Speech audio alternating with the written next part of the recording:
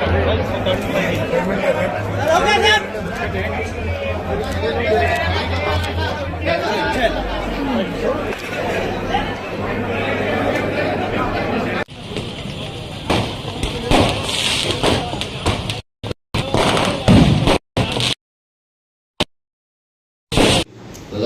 4-5 అంశాలు లేవనెత్తారు. అందులో 2 కూడా మీ శాఖకు సంబంధించినవి, మీద కేంద్రానికి సంబంధించినవి, అవి కూడా రైల్వేస్ కు సంబంధించినవి.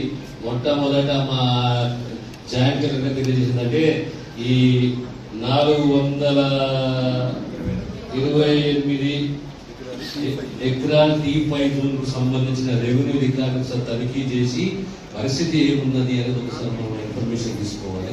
So will have a review on the revenue activity in the district. You will include this also.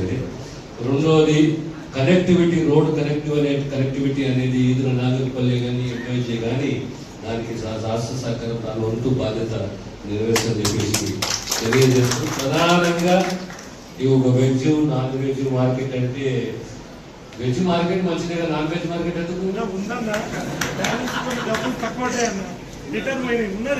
Market కావాలి సార్ అని చెప్పాలి. Veg market non veg market ఎందుకు పోతాయి?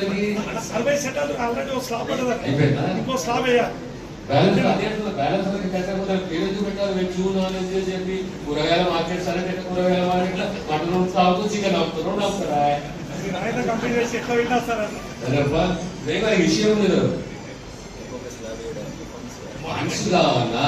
రిటర్న్ వెళ్ళిపోయినాయి. టిఎఫ్ఐడిసి నిధులు ఉండే అవి రిటర్న్